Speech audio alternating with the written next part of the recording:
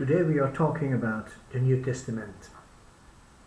Remember, we are talking about the introduction of the New Testament. So let's look at what we have as manuscripts. So we are talking about the Greek New Testament. We are not talking about the New Testament in your local language or in English. No, we are talking about the Greek New Testament. The Greek is the original language. Remember, it was Koine Greek, and we find that Koine Greek is a bit different from the today's Greek, and so we have a slight problem sometimes in reading some, but a lot in expressing. When you read it out loud, it sounds so funny to the Greek people. Let's go back to the manuscripts, because that manages from the hand, things that were made by hand or written by hand. That is what we, as people of God, have as an inheritance. We inherited the Greek New Testament. Of course, the majority of the Christians do not speak Greek, do not read Greek, and certainly do not understand Greek.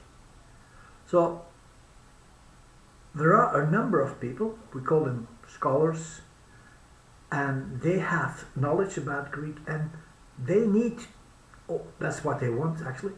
They want to read the Greek New Testament because they say this is the original. And remember, we talked about the original being without any error. So if we want to have a text without any error, well, we have to go back to the Greek.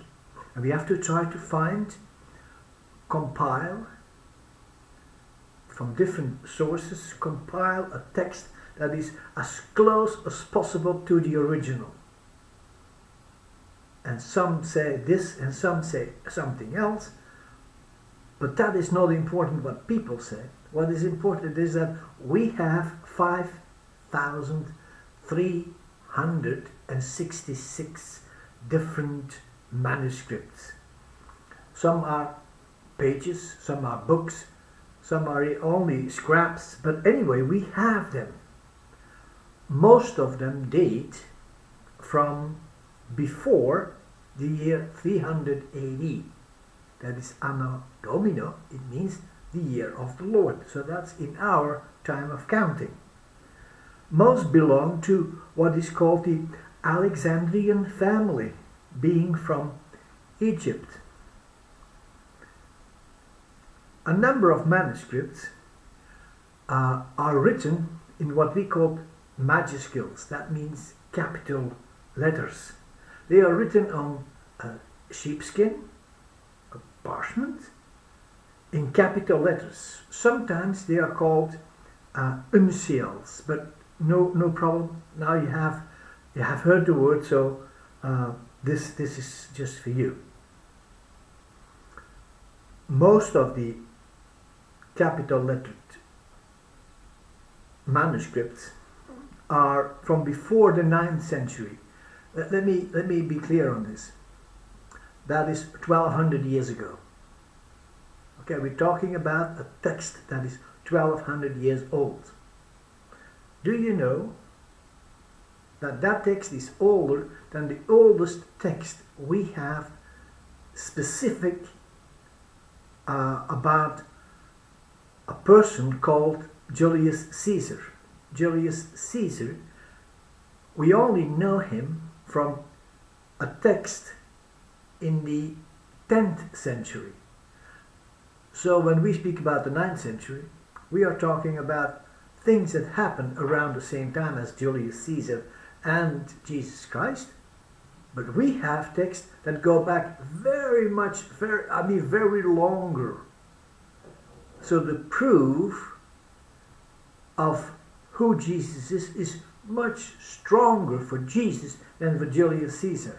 Although when you read a historical book, nobody doubts about the fact that Julius Caesar is a historical figure. And they even pinpoint where and when he lived. So the same thing you can do for Jesus.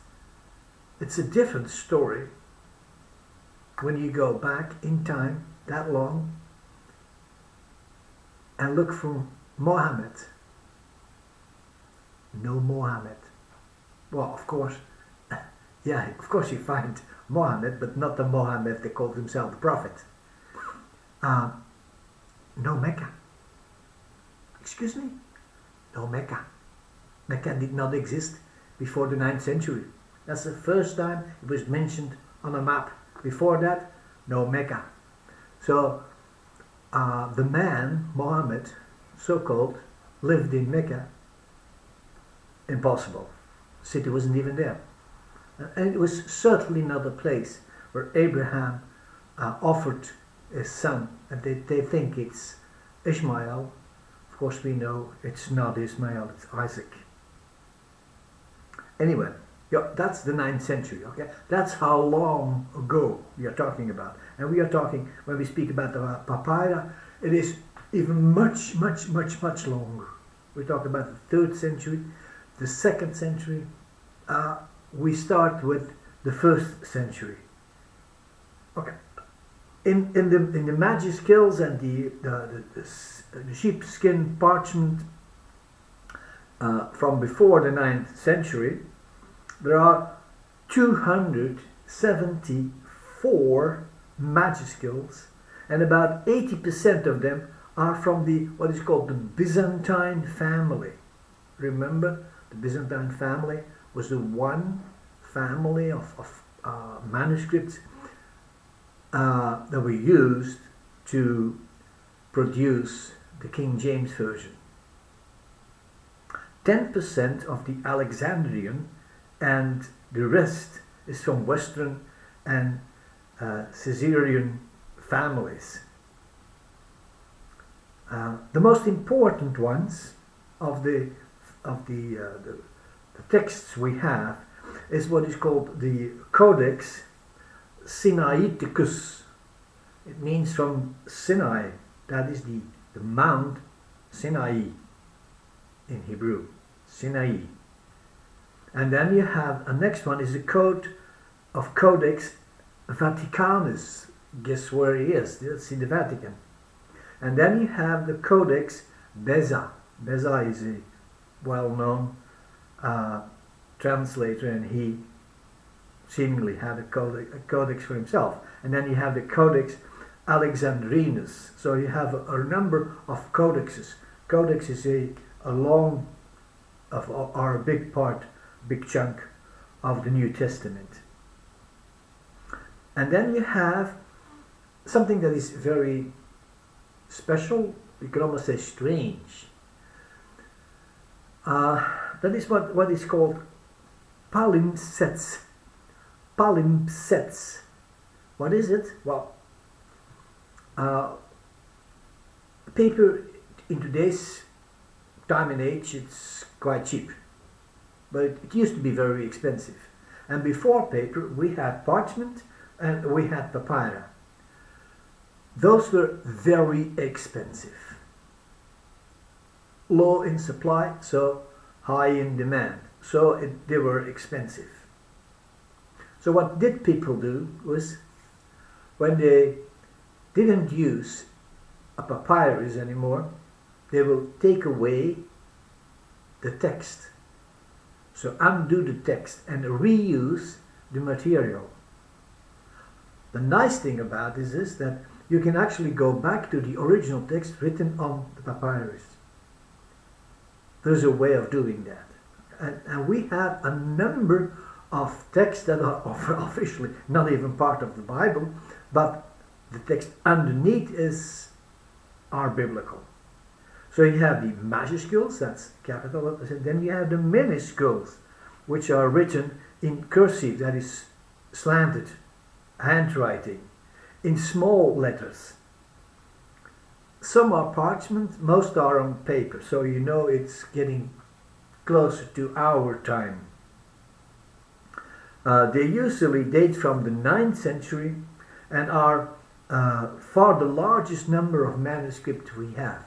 That is almost 3,000 of them. About 90% of that type of material younger type of material, are from the Byzantine family. It means the Byzantine family of course, of manuscripts. And then you have what I talked about before, that is lectionaries and collections of New Testament for public reading in church services, usually numbered in sections of the Gospels, of about 2,200, some 245 are uncials, that is majuscules, and 1964 are in cursive minuscule script, that is, remember, the slanting one. Most are again from the Byzantine time and the Byzantine family. So, and then you have miscellaneous, that means, for example, small portions written on a wall, small portions written in the catacombs, or small portions written on scraps of what you call pottery, or even amulets. So we have a whole range of material when we speak about manuscripts.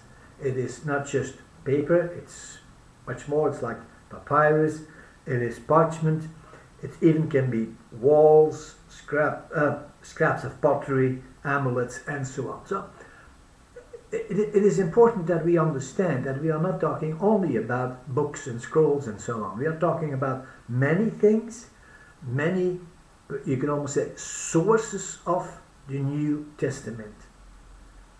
Even today you have a lot of sources of the New Testament. Many people use texts from the Bible, texts from the New Testament. There's a whole range of sayings in English, and they actually go back to what the Bible.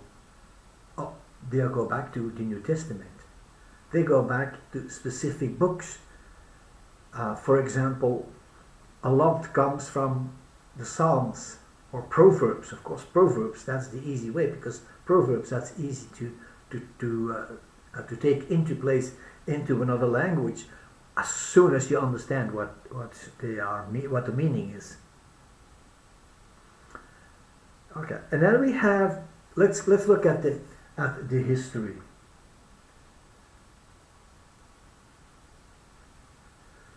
We had in the past a lot, and when I say a lot, I mean a lot of persecution. That is a problem for each one of us, because persecution is something you don't like to go through. But persecution is something that happens and is sometimes government-led or authority-led. And then you have a problem, and I have a problem. But the men and women in the past, they also had a problem. What do you do with your dearest commodity? That's the Bible. What do you do with it? You hide them. But if you can't hide them, what happens when they fall in the hands of the people who are actually enemies of the gospel? I'll give you an example. The Romans in the beginning, they were real enemies of the gospel. You can say enemies of the gospel, those are the antichrists. Anti-Christians, so they are antichrist. The same thing goes for any other religion in the world. In a certain way, in a certain sense, all of them are anti-Christian. They are going against Christianity. That is, being part of the anti-Christian group of people. In some cases, very clear, very defined. And one thing they do is they try to steal, or they try to take away your Bibles, and then they burn it. Not only the Romans did that, and not only the Muslims have done that, But even in the 16th century, a whole range of Bibles are being destroyed that way by the Roman Catholic Church, because they were not Roman Catholic. They had no stamp of the Roman Catholic Church. There was no bishop saying this is okay. That's what they called the imprimatur. So they didn't have that, and so they were put on what is called the index, which is a list of books that were forbidden. And all the books that were not agreed on by the Roman Catholic Church were forbidden. When they found them, they burned them. Whether it was the Word of God, whether it was just an ordinary book speaking about something, totally something else, even Christian or non-Christian, if they say it was a bad book, so they burned. So they burned hundreds of thousands of books, and they even burned a lot of older material because they couldn't read it, they couldn't understand it, because the Roman Catholic Church uses the Latin translation of the older texts. There's nothing wrong with the translation. It's wrong when you say this is the highest standard. Same thing goes with some of the people claiming that certain version of the Bible, certain versions of the Bible, it means translations of the Bible, are higher or better or superior to others. Of course, there are good translations, there are bad translations, but all the translations are humanly made. So when we talk about the inheritance of what we have, it is the Bible as such. It means the original.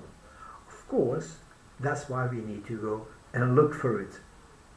So in the past, you had a whole range of people who were going against the Bible, going against Christianity, burning not only churches and people and books and Bibles, but they made Christianity inaccessible to other people.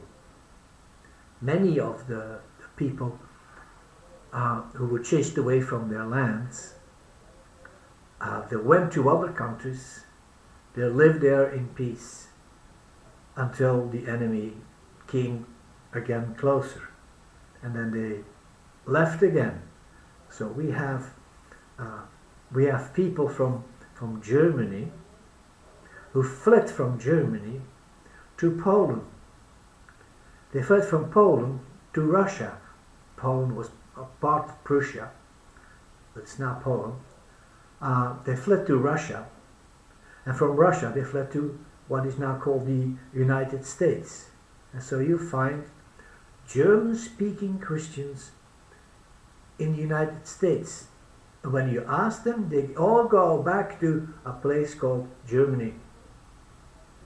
And some of them even from Holland and Belgium and France.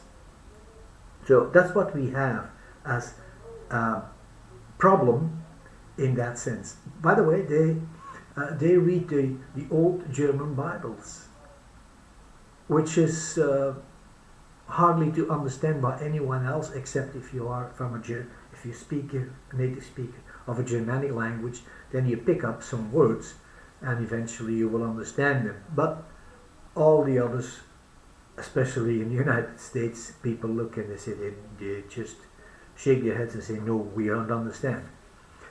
So that is what is happening. Of course, we have a whole range of manuscripts being destroyed, but even with the whole range of manuscripts being destroyed, we still have, like I said, 5,366. Remember also, and that is a reason to be very careful with manuscripts. Many monks in older times, especially after the 5th century, that's when the monks came up and started writing, many of them were not really literate. Or they could read and write, but not Hebrew and Greek. And so if you want to copy a Hebrew text and you don't know what the letters look like and you don't know what the letters are how they pronounce those letters and so on, and the Greek the same thing, because they have a different alphabet as we have. So the problem is foreseeable. The problem is that they didn't know, and so they were just copying, almost like taking a picture and then picturing that on the piece of paper and then trying to write it down. And of course you have that's fine. That's a good thing to do. In a sense, you copy it, but of course you're bound to make errors. You're bound to make mistakes, and especially when nobody else knows the language good enough to make the difference between a word written in the right way or written in the wrong way, then you're in trouble. And that's what happened in the past a lot. So even correcting, and that's of course something that happened. In many cases we find corrections being done on text, and that's kind of funny, but yeah, well, of course you have to do it. When you know something is wrong, you don't publish it as the word of God. So that is again something we have to deal with. Let me see. We have no less. That's a problem we face. We have 5,300 and so many manuscripts. We have 200,000 variants. That means differences in the texts. So how do you find the original? It's like very difficult. So it's a massive task. It is exhaustive, and it takes a long time to collate. That's what we call collate a text that is as close to the original as possible. Most variants, of course, are just misspellings, or they are duplications, or the word order is not right. In some cases that doesn't matter. In other cases it means something completely different. For example, when you write down Jesus is now here, but when you write it down without spaces between the words, you have Jesus is nowhere. Try it and you will find it. So it is absolutely important to have some knowledge, and the knowledge has to be good enough if you want to translate the text and you want to translate it into your own language from a language you don't know too well. Then you are in trouble. So I would say, please don't do that, and trust those who have lived before you and have done the translations of your language. And when you're working only in English, or you're working primarily in English, you have a whole range of different translations, from let me say it, from good to very good. And of course when you say something like that, automatically people think in their own translation. But that's not what I'm trying to tell you.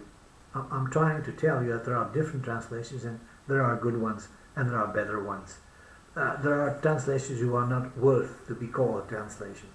Some things that are called Bibles are not real Bibles. For example, you have paraphrases. Paraphrases is not a Bible. It's not a translation of the Bible. It is a paraphrase. Paraphrase means actually next to the line, or to the word, or to the words in plural. So it's not a real translation. And then you have these very modern translations. They make a choice between a good translation, that means as close as possible to your original language, but in the language you are talking, And then you have people who lean more to say, okay, we need to have a translation as close as possible to the target people, the target group, the people we are translating for. And of course, then the original is not that important anymore. It's more important when we have, what do we have as message to the people today? And that's what they try to do. And it's all fine. It's all fine. I don't mind, but it's not a Bible. So we have to be very careful. I'm not saying that all the new translations are not good. That's not what I'm saying. I'm saying that certain translations are not good. For example, the New World Translation of the Jehovah's Witnesses. No, it's not a good translation. They made errors on purpose. They would put commas and periods and word order difference. They would not capitalize certain words that we capitalize because we know it's a name, and they will not do that, and things like that. That is not something you have to go for. What do we also have is we have misspellings, like I said before. The majority of the errors in the text is most of the time very minimal. Of course, you can do a lot of debating about a word being said this way or that way. What is the real meaning, or what? And of course, and these things are needed and necessary to do. But on the other hand, we have to be very careful not to fall in the trap of just talking, to listen to each other, or to listen to yourself. So please don't do that. There are a number of texts that are, let me say it this way, not part of the original. We are sure about that. And one of the main parts that are known as this is the ending of the book of Mark. When you go to chapter 16, the ending is the last verses of that book are chapter 16, verses 1 to 8. And then from 9 to 20, we know they are not in the original. We know that is not the Bible. So you cannot, you have to be very, very careful on this. Don't build anything on it when you try to convince someone else, specifically when you go to the outside world. Don't use text we are very doubtful about. Please don't do that. Don't build anything. I would even say don't quote it. Don't quote the text.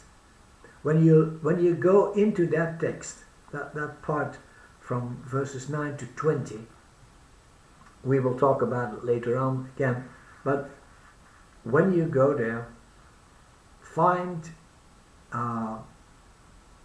equivalents in other texts, and use the other text rather than the latter part of the book of Mark, because it's not a good thing to do. Even in the NIV, the NIV had, they made it clear that there's something wrong here, and they said verse 8 goes just, that's the ordinary text, and then after, just behind verse 8, you have the earliest manuscripts and some other ancient witnesses do not have the verses 9 to 20. And I don't know if you can see it, but it's clear that this is not Bible anymore from verses 9 on, it is printed in a different character, and in many translations they would put it between brackets so that you will know the difference. Of course, there's another section that is also well known, that is in the book of John. In the book of John we have chapter 7, John 7, at the end, John 7.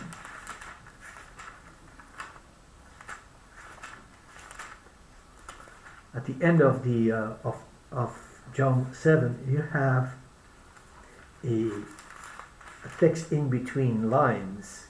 Okay, so it says the verses 7, verse 59,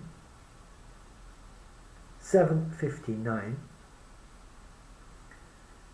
to John 8, verse 11.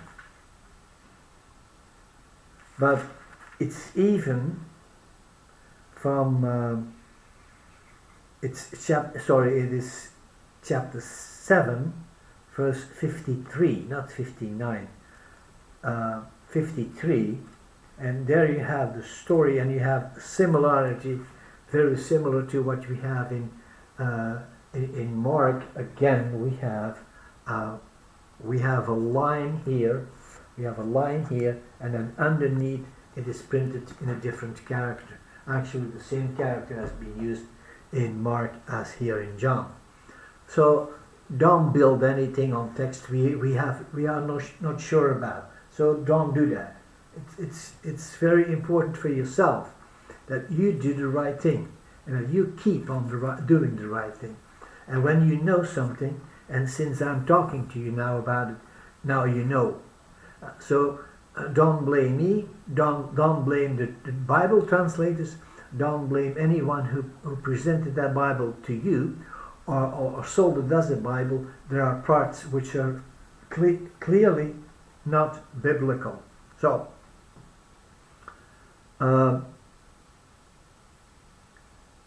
only a few manuscripts contain the whole New Testament.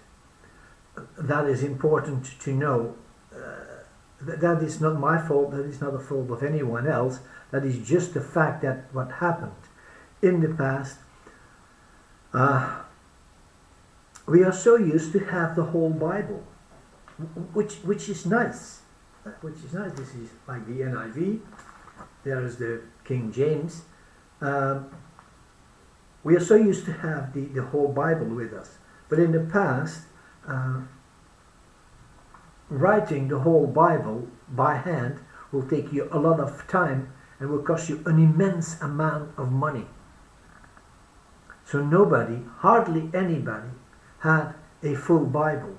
Even majority of the churches, they had parts of the Bible. Some book here, some book there, some book, and somebody had another book, and so they came with that book to church, and things like that happened in the past. Today we all have our own full Bibles, both Old and New Testament, and that is a great thing we have. I mean, we inherited that from our brothers and sisters who worked tirelessly on translating, on copying, and then afterwards copying in the sense as printing, and that's what we have. I don't have a written manuscript. I don't. I only have a printed copy, and that's fine. So some manuscripts are complete New Testament. That's very rare, except for translations. And then you have a whole group of manuscripts are just scraps, parts, or when you see the manuscripts, there's more text missing than the text we have. In many cases, I will show you something like that, and I hope you understand.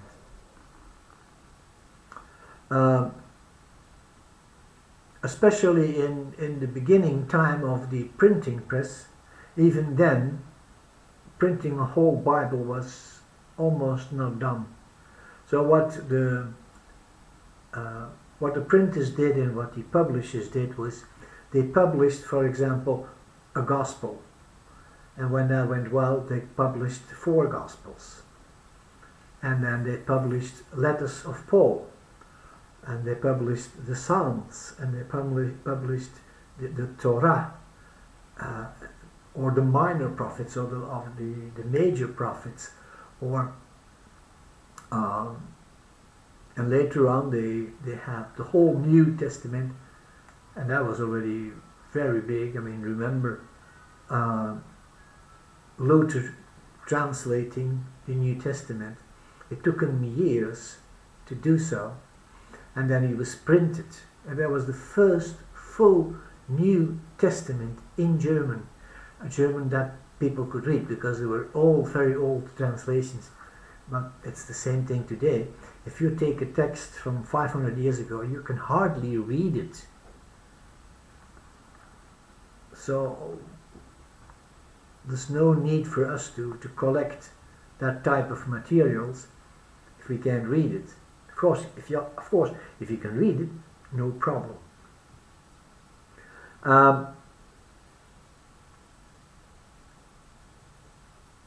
When you look at the text itself of the New Testament, you will find that certain books are prone to have difficulties. For example, the book of Acts seemingly had a whole range of variants, because a lot of names are being mentioned. And sometimes the same city has a different name in a different era.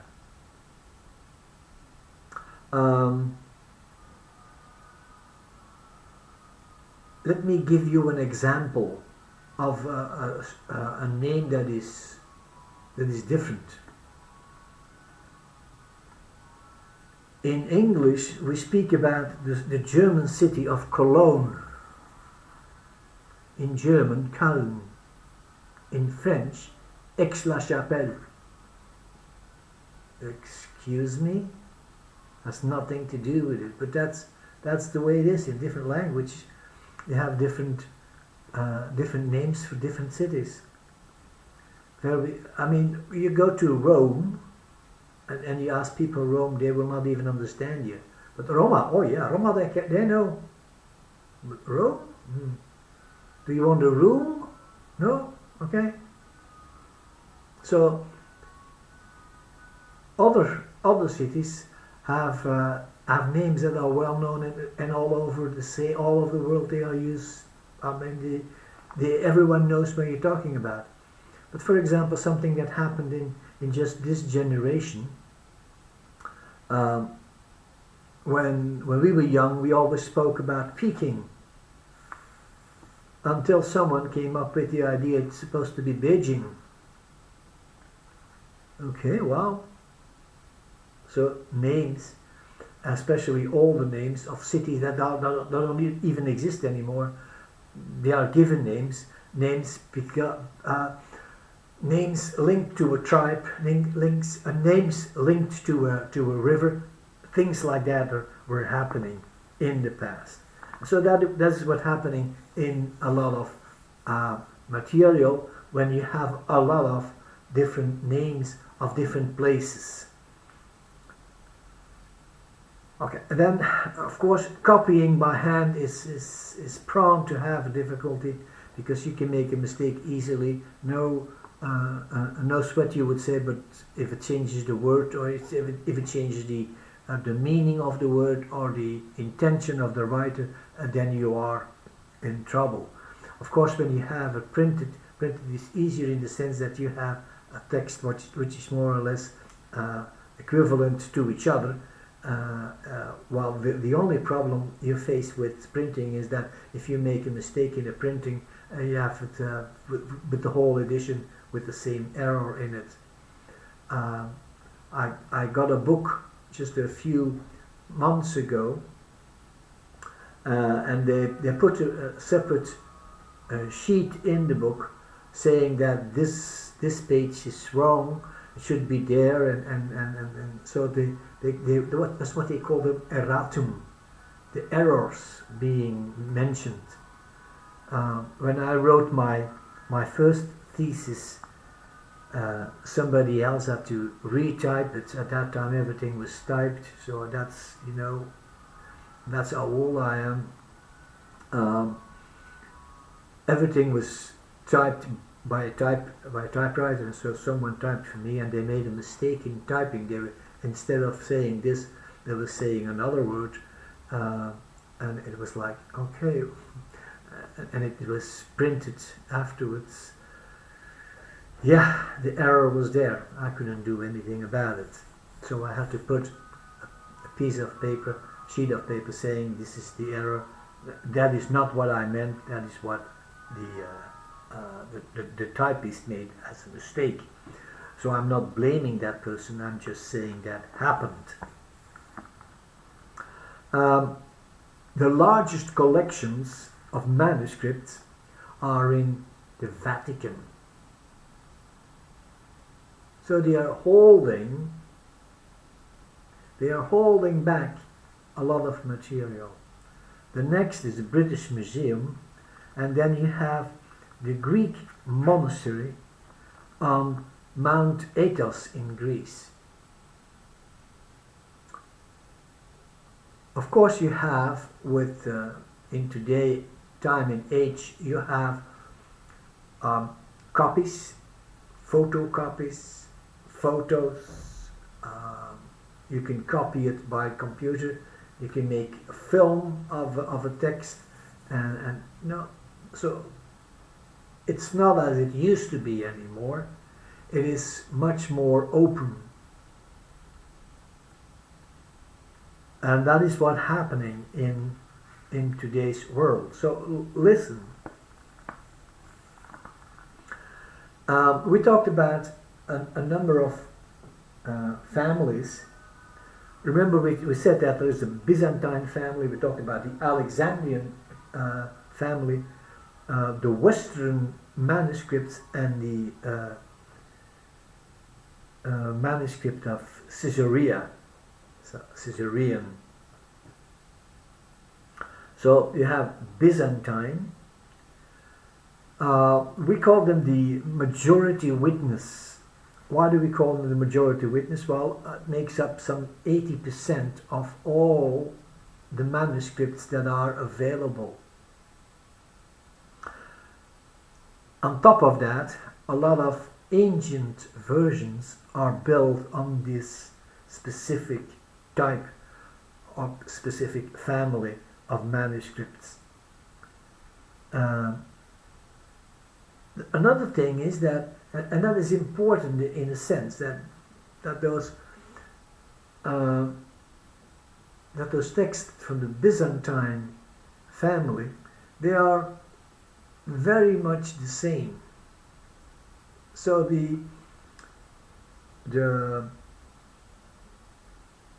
good thing about it is that when you have one text, you have all the text almost like that. You have hardly any difference,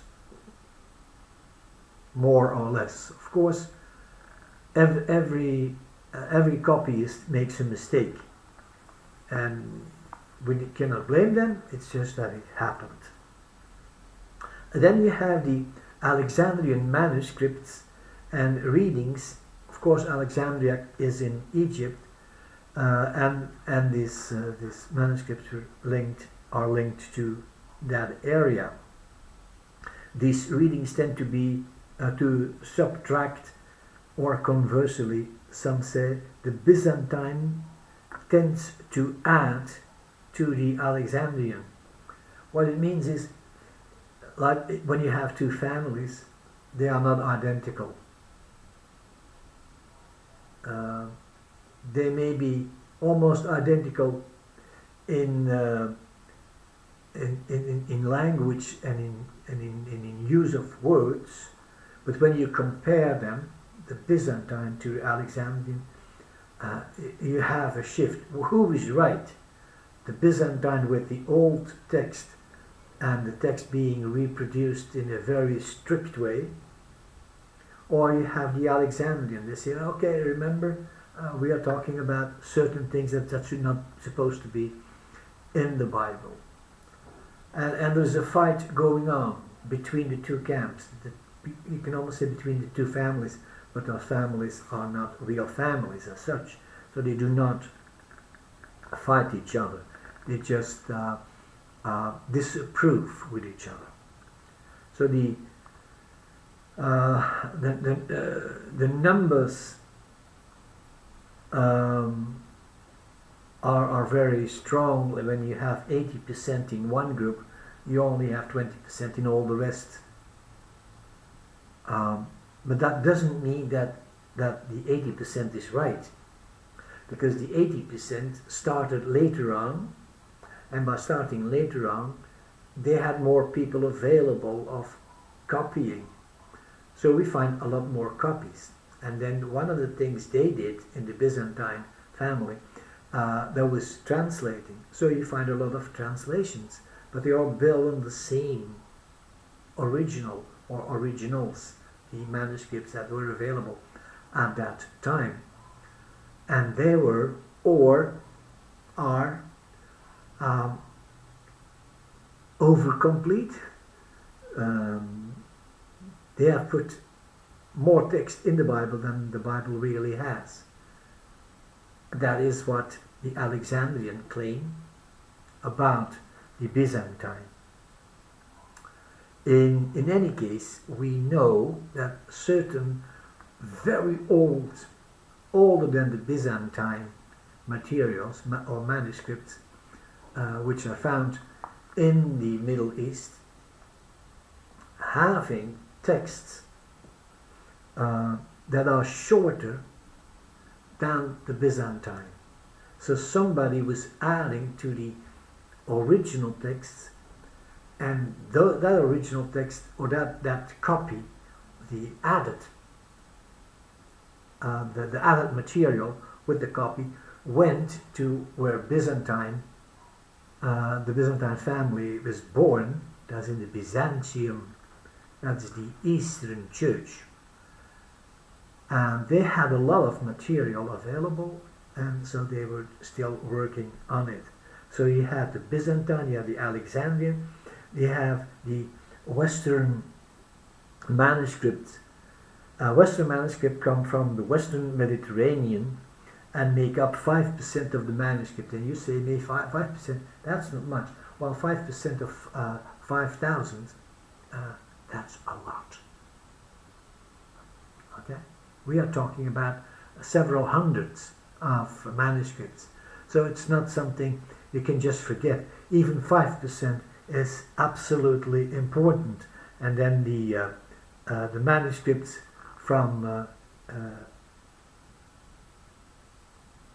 manuscripts that were outside of the 80% and the 10% of the Alexandrian, and the Western is 5%. So you have still 5% from other parts, like other families. Caesarea or the Caesarean manuscripts are part of that 5%.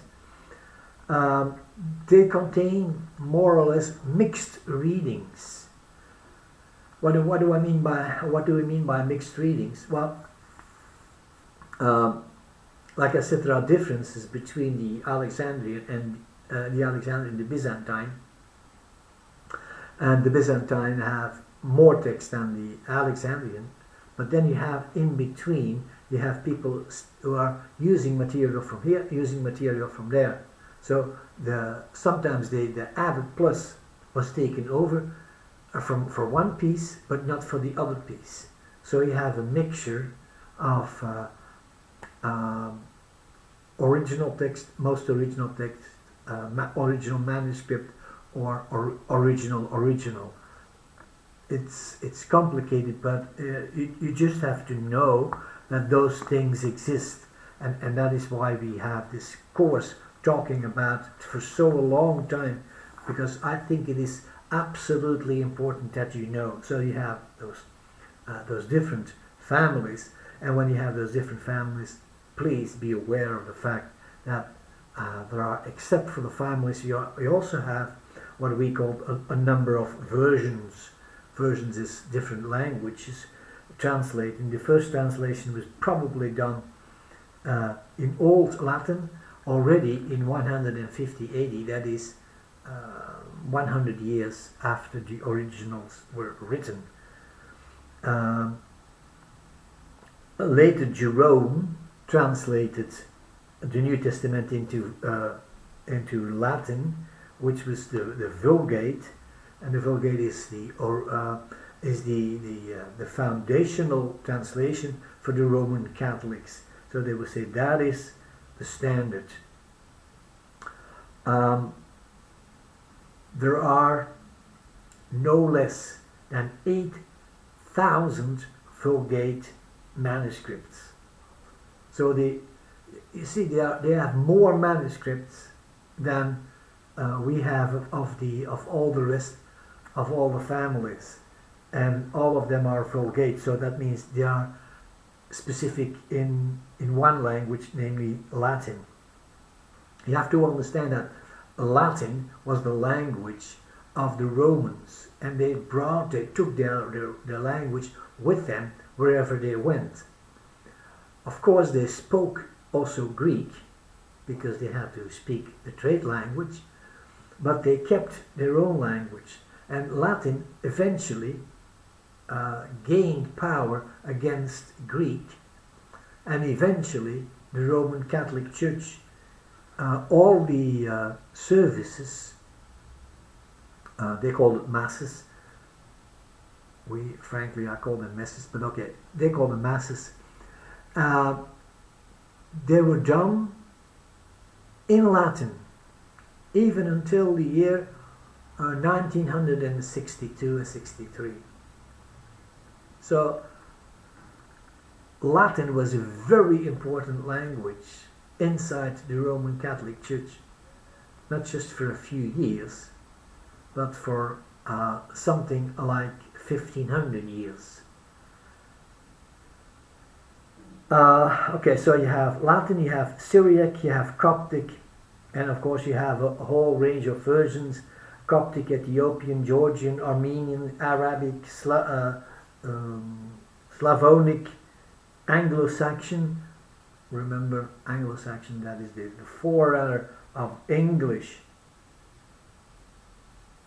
And then you have a number of church fathers who quote the New Testament, and so you can take parts of the church fathers' writings and bring them together as a proof of the New Testament. And you remember I said that even in the 2nd century, that is 100 years after the writing, and in some cases only a few years later, and even for the book of Revelation maybe in the same century, that the church fathers were quoting all of the books as the books we now know as part of the New Testament. So it is clear that all those things have an influence to each other. Next time we are going to talk about the principles. That will be the next class. So I thank you.